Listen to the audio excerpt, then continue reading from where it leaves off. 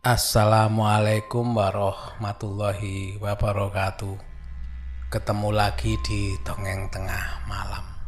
Semoga teman-teman semua selalu diberikan kesehatan dan selalu dilindungi oleh Sang Maha Pencipta, dan selalu dijauhkan dari penyakit ya. Kali ini Dongeng Tengah Malam akan membawakan cerita dari narasumber. Kebetulan narasumber ini menceritakan yang didapat dari Pak D-nya semasa dia masih ABG lah anggap ya. Dan kejadian ini sekitar pertengahan tahun 7 bulan pada waktu Pak D-nya ini masih tinggal di desa bersama orang tuanya. Tapi sebelumnya jangan lupa ya, untuk yang belum subscribe silakan subscribe dulu biar tahu update-update cerita dari Dongeng Tengah Malam selanjutnya. Jangan lupa juga komentar dan like-nya biar suasana jadi lebih hidup lagi di channel Dongeng Tengah Malam ini. Yang di Spotify jangan lupa follow juga ya, sama juga biar bisa mengikuti update cerita-cerita selanjutnya. Langsung saja kita ke ceritanya. Sebut saja nama Pak D-nya ini Tova ya. Tova ini pada waktu kira-kira ya umur 14-an tahun lah.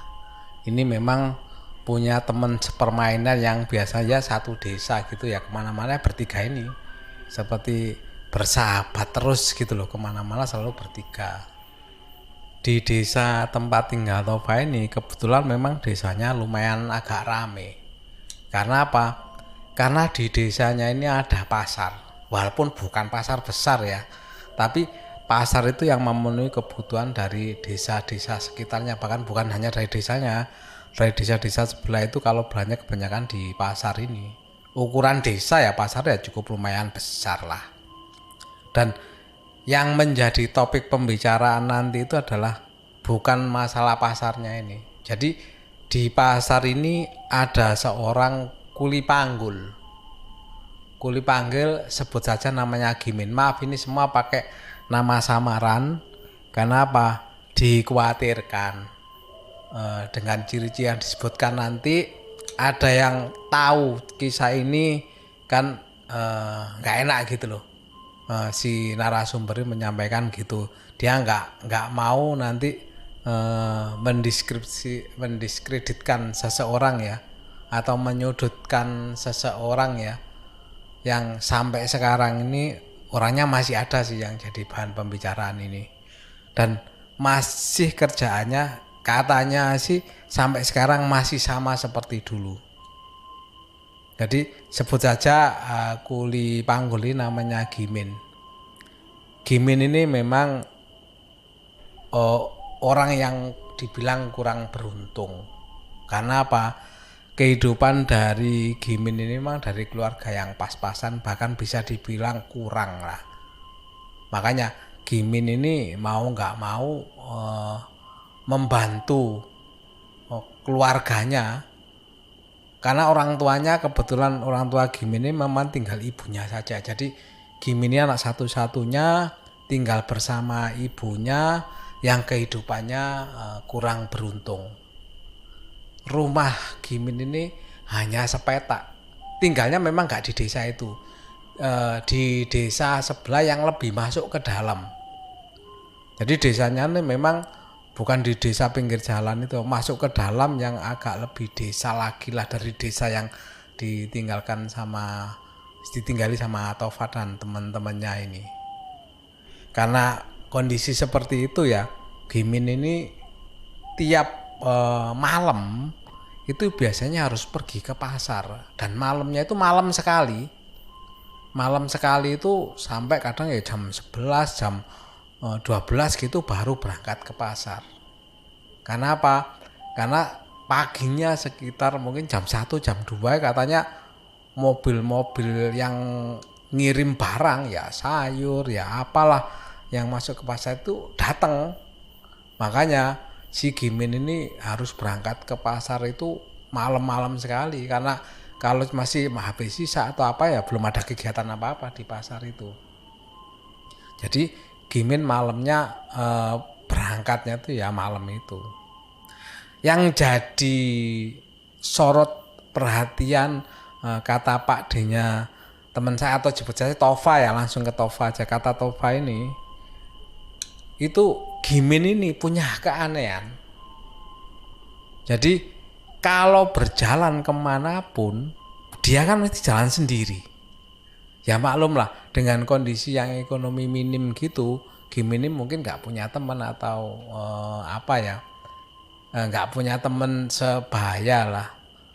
Karena apa? Dia harus bekerja keras untuk membiayai ibunya yang ada di rumah. Dan umur Gimin pada waktu itu menurut Tova ya, perkiraan aja kalau dibilang sudah dewasa. Kalau sudah keluarga dan punya anak harusnya sudah punya anak. Pada waktu Tova ini umurnya lebih kurang 14 tahun ya pada waktu itu. Kalau melihat Gimin ini usianya ya mungkin sudah hampir kepala 4 lebih kurang lah. Kepala 4 lah. Atau ya antara 30-40 lah. Nggak bisa memastikan sih Pak D-nya teman saya atau Tova ini. Lah keanehan Gimin ini yaitu kalau berjalan dia selalu ngomong sendiri. Jadi nggak ada siapa-siapa. Nggak tahu yang diomongin itu apa. Nggak ada yang tahu. Jadi kayak apa ya? Istilah Jawa ini bukan gruneng. Tadi ngomong gak jelas, tapi ngomong terus. Dari mimik mulutnya itu kan kelihatan ya kalau ngomong aja dia itu. Dan itu semua orang sudah tahu. Bahkan orang-orang menganggap setengah gila. Kalau dibilang gila enggak. Karena apa? Karena dia masih memikirkan untuk mencari nafkah. Kan berarti nggak bisa dibilang gila, berarti dia masih bisa berpikir bagaimana caranya besok untuk bisa tetap makan dan hidup. Lah orang-orang menganggap dengan kelakuan Gimin, apalagi seperti saya ceritakan tadi ya, Gimin kan orang yang kurang beruntung. Jadi pakaiannya Gimin itu juga seperti itu. Seperti kumel, nggak terawat lah. Pakaiannya ya itu aja. Dan ciri khasnya kan mesti bawa sarung yang dikalungkan di badannya ini ya, karena dia kan selalu malam ya datang ya. Desa pada zaman segitu itu kan memang kondisi gak kayak sekarang, banyak polusi, banyak apa. Kalau dulu itu malam katanya dingin sekali, karena apa? Pohon-pohon di kan masih banyak, masih rimbun. Tidak seperti sekarang sudah banyak perumahan, walaupun di desa sekarang juga sudah banyak perumahan yang berdiri. Tapi zaman dulu kan enggak, sudah listriknya belum ada, pohon-pohon juga banyak yang rimbun, rindang juga. Makanya kalau malam terasa dingin sekali. Makanya maklum kalau Gimin ini selalu membawa sarung untuk peralatan menghangatkan badannya mungkin ya. Lah Tova ini tidak hanya Tova sebenarnya. Tova dan dua kawannya ini orang anak yang kalau dibilang anak yang usil lah ya, nakal-nakalnya ABG lah, umur segituan, umur 14-an plus minus ya. Jadi kalau melihat Gimin kan selalu melewati jalan raya dan itu melewati tempat nongkrongnya Tova dan teman-temannya ini. Kalau goda itu biasanya pagi sih. Kan habis kerja gitu ya, Gimin ini pagi sekitar jam 8, jam 9 ini kan baru pulang. Karena apa? Karena kan mungkin masih banyak yang minta tolong ke dia, ngangkat apa. Bahkan orang belanja pun kalau belanja banyak biasanya minta tolong dia ngangkat juga, bawain barangnya. Makanya dia gak pulang selesai ngangkat barang-barang yang datang ke pasar, nggak hanya itu. Dan keusilan Tova ini dan teman-temannya ini ya gitu. Kalau melihat Gimin jalan, gitu mesti digoda. Digoda sing dibentak kayak sing apa gitu loh. Tapi Gimin ini kalau orang gila dibentak gitu kan mesti takut dan lari. Gimin nggak pernah namanya lari atau takut sama orang yang goda, nggak pernah. Bahkan sempat digoda ya, seperti mau dipukul. Namanya Gimin ini juga nggak bergeming. nggak sampai lari ketakutan, nggak ada katanya. Dia selalu paling menghindar gitu aja. Ya terus jalan lagi. Sambil ya gitu, tetap mulutnya itu kayak berbicara sendiri. Dan orang pada waktu itu sudah nggak menilai karena kan sudah biasa seperti itu, dan orang juga nggak mempertanyakan lagi. Mungkin awal-awalnya kan dipertanyakan, dikira orang gila, tapi karena sudah tahu kebiasaan gitu ya nggak dipertanyakan lagi. Dan itu menjadi kebiasaan Tovan dan kawan-kawannya. Bahkan malam hari pernah suatu kali Tova dan teman-temannya ini usil.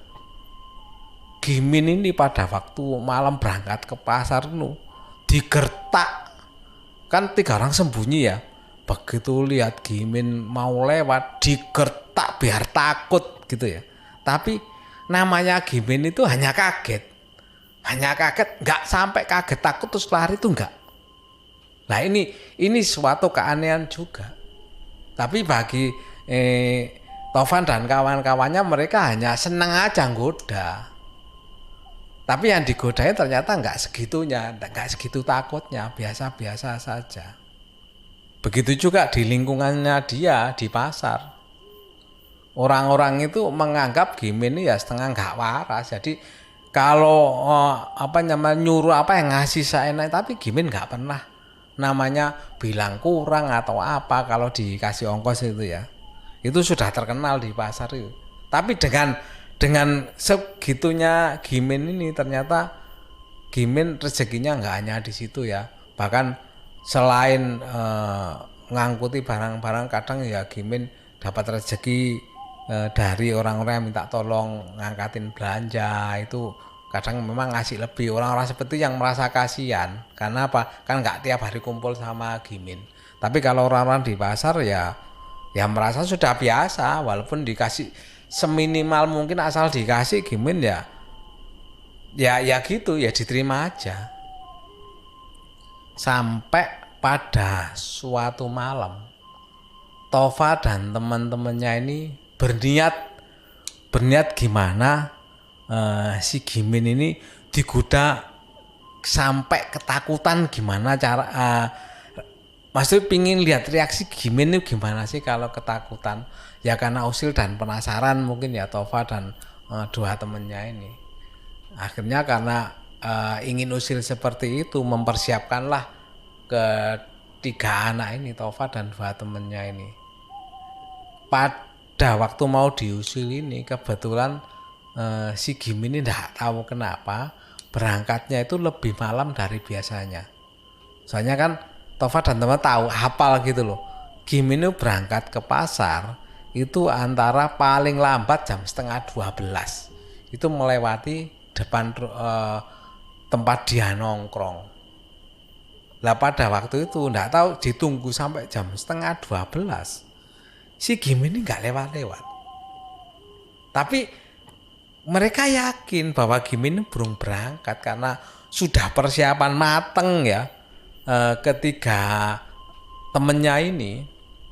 Tapi kan tahu sendiri, kan tadi saya ceritakan di desa yang belum ada listriknya, kan gelap sekali, penerangan kan ya nggak bisa dibayangkan lah teman-teman semua gelapnya kayak gimana kalau malam, apalagi di desa yang kondisinya sepi kayak gitu ya, sepinya terasa banget, sepi sekali pada waktu itu. Dan mereka bertiga konsisten bersembunyi sampai mendekati jam 12. Dari jauh terlihat bayangan hitam gelap jalan.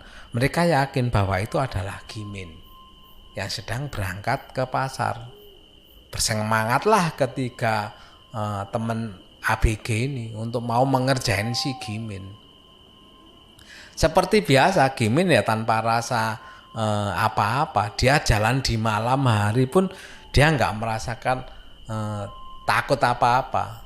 Cuma yang didengar dari ketiga temennya ini, 3 anak ini, Gimin seperti biasa ngomong sendiri tuh, ngomong nggak jelas, apa yang diomong itu nggak ada yang tahu.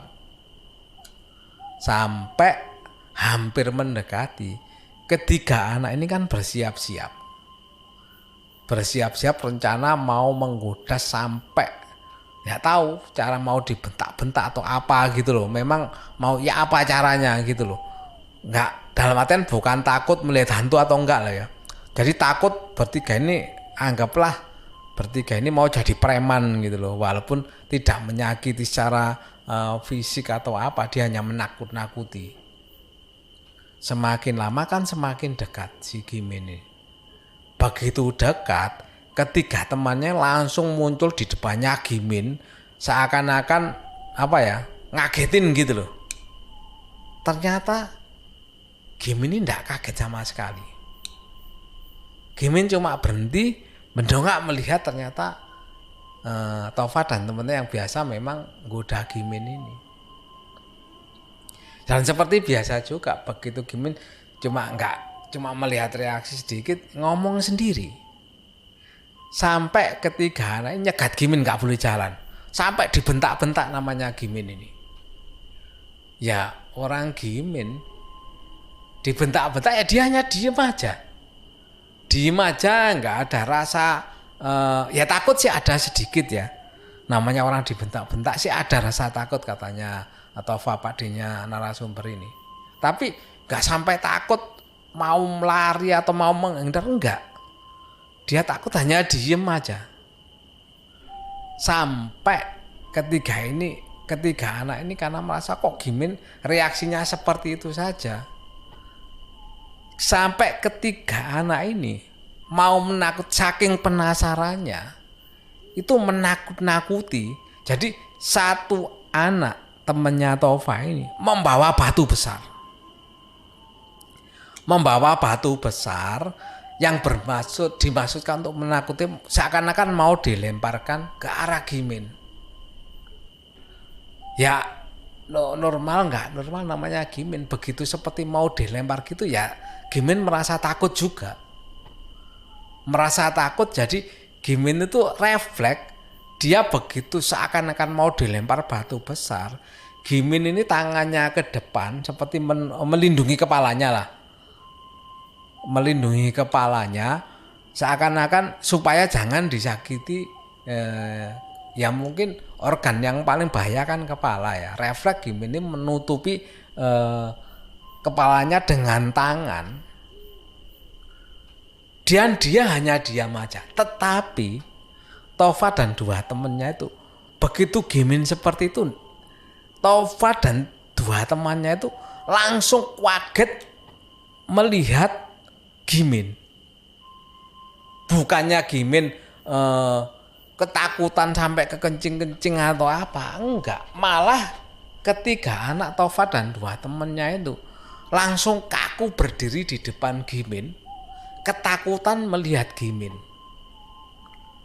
Dan yang ditakuti sebenarnya bukan Giminnya.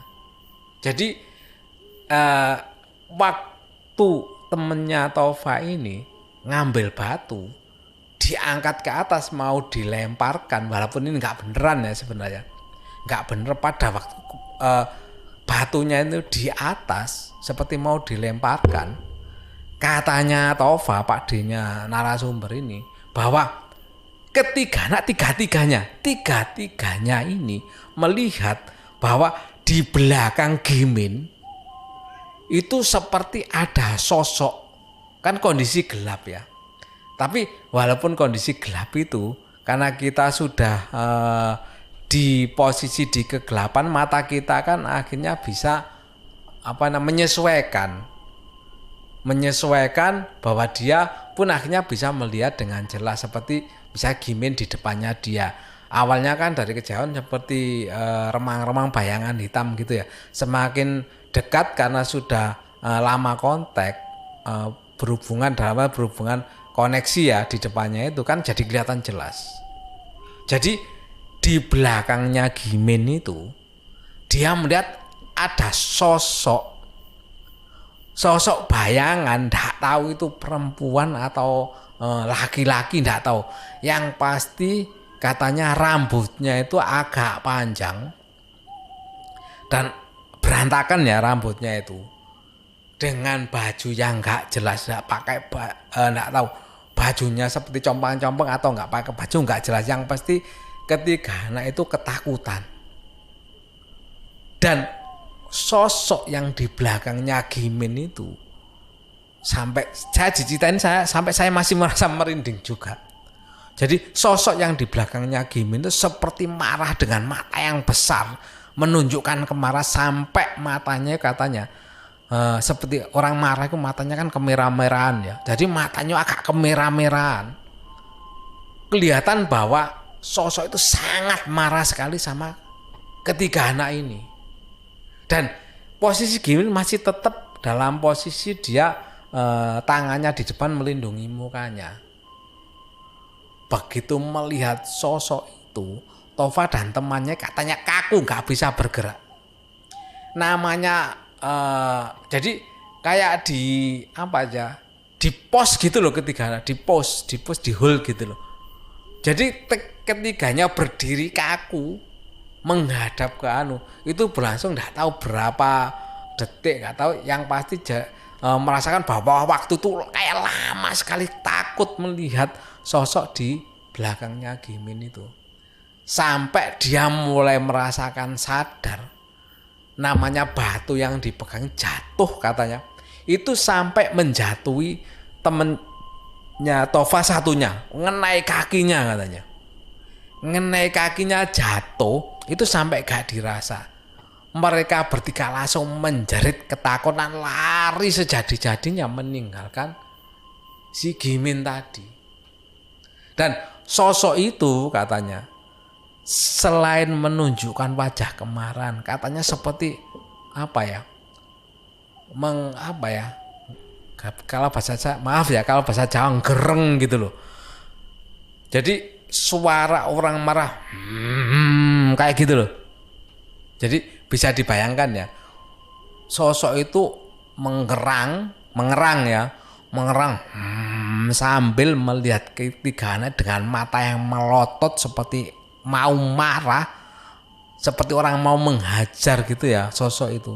Makanya ketiga ABG itu, Tova dan teman, lari ketakutan sampai katanya nggak tahu terkencing-kencing apa ndak, yang pasti katanya basah semua badannya saking takutnya.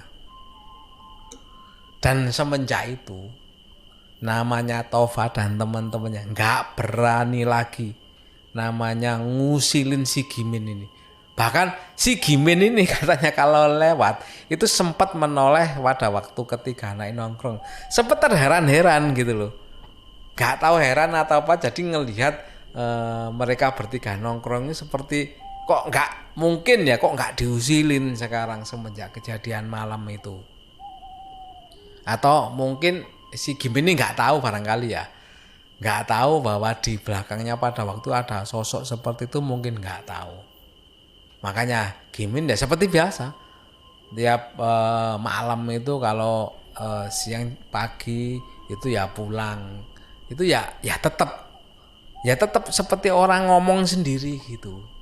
Atau nggak tahu dia ngomong sama sosok yang melindungi dia waktu itu atau gimana, nggak ada yang tahu. Bahkan Tova, Pak D-nya temen narasumber, Pak D-nya narasumbernya juga nggak tahu sampai apa yang diomongin juga nggak tahu.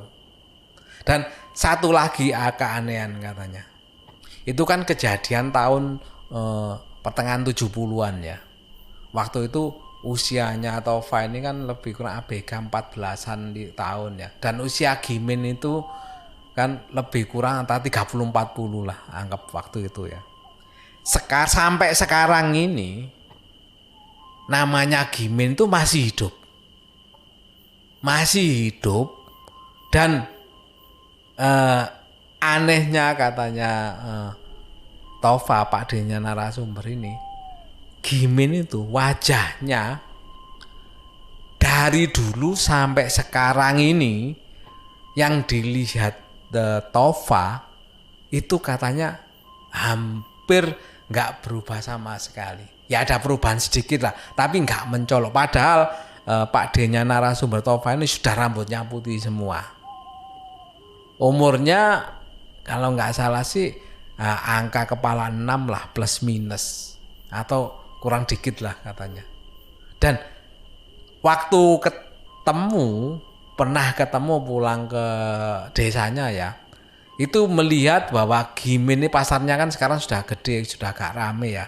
Dan Gimin ternyata bener masih tiap malam tuh pergi ke pasar, pagi pulang, itu katanya masih sampai sekarang.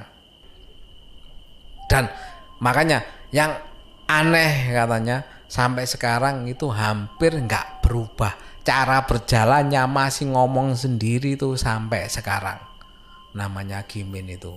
Nggak tahu aneh atau nggak tahu. Yang pasti itu kenyataannya katanya Tova, Pak D-nya narasumber itu. Ya itu tadi sedikit cerita dari narasumber yang diperoleh dongeng tengah malam. Nggak tahu ini bisa dijadikan pelajaran atau gimana bagi mereka-mereka yang usil ya. Terus jangan menganggap bahwa orang yang kita usil itu supaya takut, itu janganlah.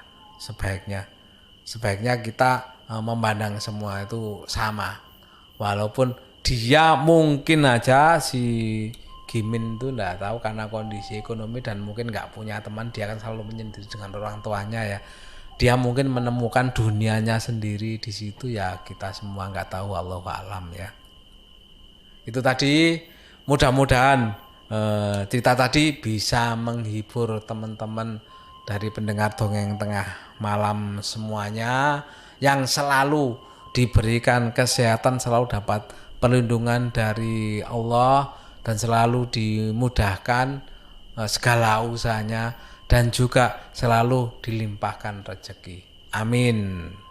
Demikian cerita dari dongeng tengah malam ini. Semoga teman-teman semua bisa terhibur, dan saya akhiri. Wassalamualaikum warahmatullahi wabarakatuh.